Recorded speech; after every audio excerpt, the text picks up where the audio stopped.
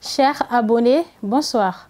Bienvenue sur ce flash d'information. En visite au Mali, le médiateur de la Communauté économique des États de l'Afrique de l'Ouest, CEDEAO, le président Goodluck Jonathan, a été reçu ce lundi par le Premier ministre Mokhtar Ouane, chef du gouvernement. La dite visite s'inscrit dans le cadre des consultations pour le suivi régulier du processus de transition en cours depuis au moins 8 mois. Au cours des échanges, la mission a eu droit à une revue d'une avancée notoire du processus, notamment l'adoption du progrès d'action gouvernementale, la publication du chronogramme des élections et de la mise en place du comité d'orientation stratégique. Le président Goodluck Jonathan a félicité le Premier ministre pour les efforts déployés avant de l'inviter à poursuivre dans cette dynamique.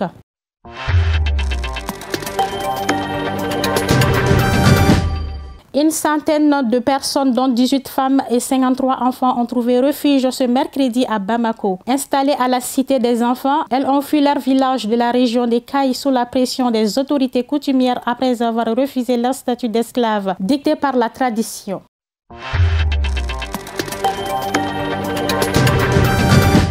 Hors de nos frontières. En RDC, dans la cour de l'hôpital Saint-Joseph de Kinshasa, une dizaine d'Indiens de tout âge attendent sur les bancs devant une grande tente estampillée. Organisation mondiale de la santé, tous viennent recevoir leur première dose de vaccin AstraZeneca contre le Covid-19.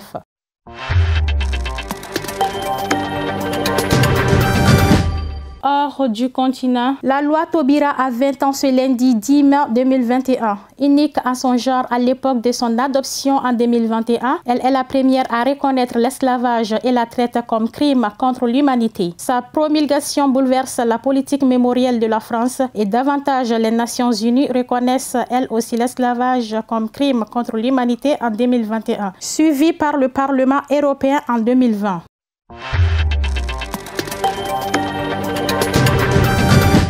Près de 300 Palestiniens ont été blessés lundi lors de nouveaux affrontements avec des policiers israéliens sur l'esplanade des mosquées à Jérusalem-Est, après un week-end de violence dans la ville sainte, selon les secouristes palestiniens.